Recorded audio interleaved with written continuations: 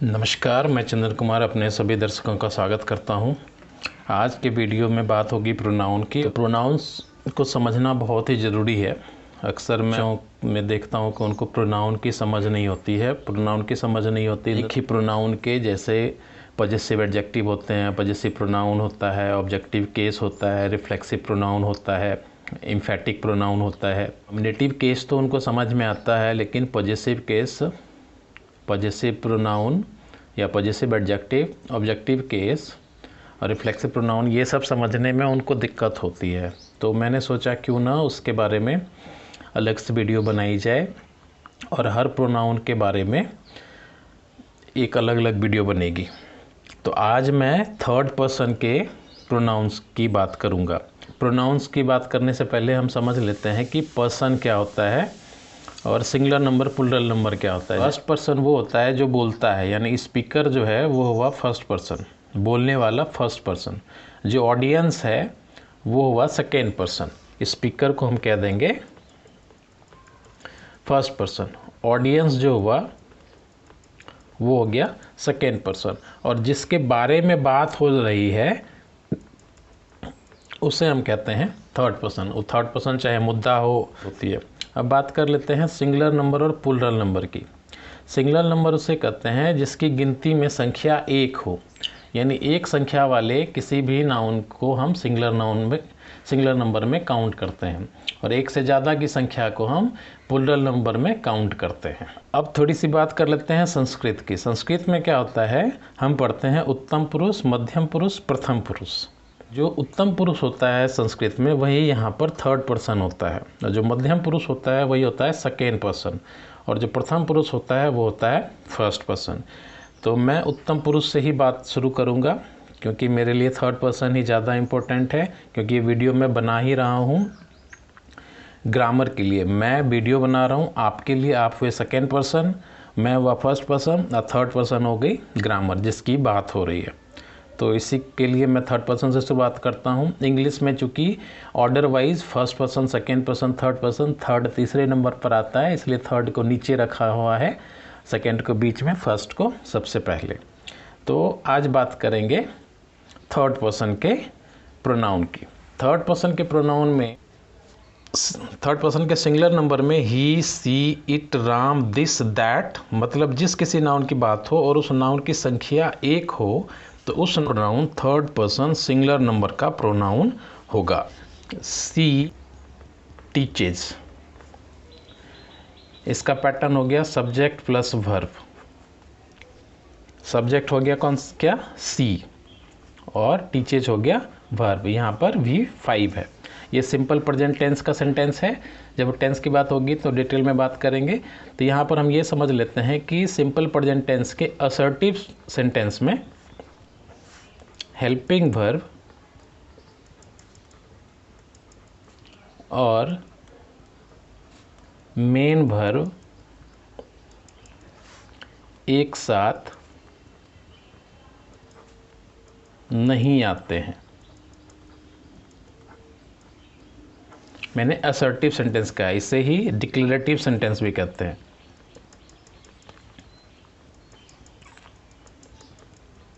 इस तरह से टेंस को समझने से हमें टेंस को समझने में परेशानी नहीं होगी। यही स्टोरी चलती है सिंपल पास्ट में भी। जैसे सी टॉट, हम इसे टॉट पढ़ेंगे, टाउट नहीं पढ़ेंगे। तो यहाँ पर भी ये सब्जेक्ट हुआ और V2 हुआ। सेंटेंस में भी हेल्पिंग वर्ब और मेन वर्ब एक साथ नहीं आते हैं। ये दो चीज़ अगर हम ध्यान में रखेंगे तो हमारी सिंपल प्रेजेंट टेंस और सिंपल पास्ट टेंस दोनों आसानी से क्लियर हो जाएगी। यहीं पर एक बात और कर लेते हैं, सी इज़ अ टीचर जब हम कहते हैं तो ये सेंटेंस भी सिंपल प्रेजेंट टेंस में ही है। सी वाज या हाउस मेकर, तो ये भी सिंपल पास्ट टेंस में ही आएगी। इससे हम कंफ्यूज नहीं हो जाएंगे कि वाज लगा हुआ है तो ये पास्ट कंटिन्यूस में हो जाएगा, लगा हुआ है तो प्रेजेंट कंटिन्यूस में हो जाएगा। Simple present, simple present tense, और इसे हम कहेंगे सिंपल पास्ट टेंस। जिसे हम प्रेजेंट इंडेफिनिट भी कहते हैं और पास्ट इंडेफिनिट भी कहते हैं। तो आई होप कि ये कन्फ्यूज़न क्लियर हो गई होगी। अब आगे बढ़ते हैं। यहाँ पर जो सेंटेंस पैटर्न था वो था सब्जेक्ट प्लस वर्ब का। तो सी टीचेज, इस सेंटेंस में से हमें कोई कन्फ्यूज़न नहीं है। सी मेरा सब्जेक्ट हो गया और नॉमिनेटिव केस प्रोनाउन है। नॉमिनेटिव केस मतलब क्या हुआ, यानी जो सब्जेक्ट का काम सब्जेक्ट की तरह यूज हो रहा है उसे हम नॉमिनेटिव केस प्रोनाउन कहेंगे। सी टीचेज इंग्लिश। अब यहां पर हो गया subject plus verb plus object. अब एक सेंटेंस और लेते हैं। सी टीचेज हिम इंग्लिश। अब यहाँ पर हिम को हम क्या कहेंगे, ये कन्फ्यूज़न वाली बात हो जाती है और हमें इसके बारे में पढ़ना है। इसकी हिंदी हो जाएगी वह उसे इंग्लिश पढ़ाती है। हम इसे ऐसे भी कर लेते हैं, सी टीच इंग्लिश टू हिम। इसकी हिंदी हो जाएगी वह उसको इंग्लिश पढ़ाती है। ही का ऑब्जेक्टिव केस है, ऑब्जेक्टिव केस प्रोनाउन हो गया। हम यहाँ पर ही नहीं लिख देंगे, हिम लिखेंगे, क्योंकि हिम जो है ऑब्जेक्ट की तरह यूज हो रहा है। यहाँ पर बात हो रही है वह उसको इंग्लिश पढ़ाती है। सब्जेक्ट हो गया वह, उसको हो गया ऑब्जेक्ट, इंग्लिश भी ऑब्जेक्ट के केस में ही आएगा। तो यहाँ पर हिम जो आएगा वो ऑब्जेक्टिव केस में आएगा। She teaches English to him. Science, वह उसे साइंस पढ़ाती है। यहाँ पर हर क्या हो गया, यहाँ पर भी हर ऑब्जेक्टिव केस ही हो गई। किसकी, सी की ऑब्जेक्टिव के हर हो गई। लेकिन ये जो हर है ये किसी तीसरे पर्सन के लिए है। सी भी थर्ड पर्सन है और ये हर भी थर्ड पर्सन है। जो कह रहा है, कहने वाला सुनने वाले को थर्ड पर्सन के बारे में बता रहा है कि मान लीजिए कि सी यदि राधा है, सीता की बात कर रही है कि राधा सीता को साइंस पढ़ाती है। तो इस कन्फ्यूज़न को हमें समझना पड़ेगा कि सी टीचेज हर साइंस। यहाँ पर सी जो है वो राधा के लिए है, हर सीता के लिए है। यदि first person second person Radha और सीता दोनों को जानते हैं, उस दोनों के बारे में परिचित हैं तो। हर सेल्फ, वह खुद को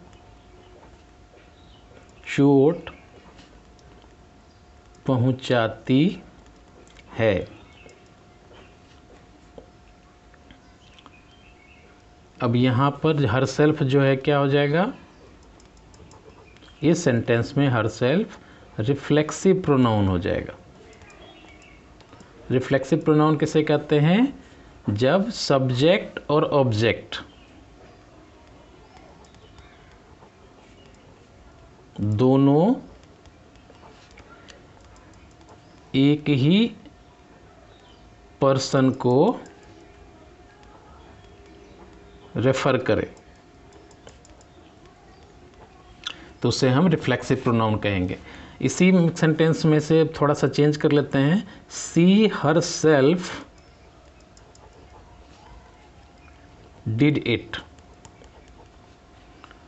तो उसने यह खुद ही किया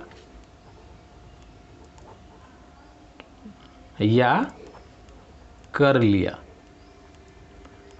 यहां पर हर सेल्फ जो होगा एम्फैटिक प्रोनाउन हो जाएगा। से कहेंगे जब उसकी मदद किसी ने नहीं की, उसने खुद। यहाँ पर देखिए, यहाँ पर खुद को और खुद ही, हिंदी अनुवाद से हम इसको समझ पाते हैं कि हर सेल्फ यहाँ पर emphatic. This book is hers, demonstrative adjective है। हर्स जो है पजेसिव, हर्स के बाद कोई नाउन यूज नहीं हुआ है। अब इसी सेंटेंस को थोड़ा सा बदल देते हैं। This is her book. यहाँ पर हर देख, बुक तो कॉमन नाउन है ही, हर हो गया पजेसिव एडजेक्टिव, और दिस जो हो गया इसे हम कहेंगे डेमॉन्स्ट्रेटिव प्रोनाउन। अब ऊपर नीचे वाले सेंटेंस में क्या अंतर है देख लीजिए। दिस बुक के पहले आया है तो नाउन आ गया, नाउन के पहले दिस है तो इसे हम डेमॉन्स्ट्रेटिव एडजेक्टिव कहेंगे, क्योंकि दिस बुक को रेफर कर रहा है। और यहाँ जो दिस है ये डेमॉन्स्ट्रेटिव प्रोनाउन है, क्योंकि ये सब्जेक्ट है। दिस को डेमॉन्स्ट्रेटिव क्यों कहा जा रहा है? डेमॉन्स्ट्रेटिव का मतलब होता है संकेत करने वाला। तो दिस का मतलब क्या होता है? स्पीकर जिस भी वह नाउन स्पीकर के काफी नजदीक है, यानी दिस नजदीकी को बता रहा है। मान लीजिए मेरे हाथ में ये पेन है तो मैं कहूंगा दिस इज माई पेन।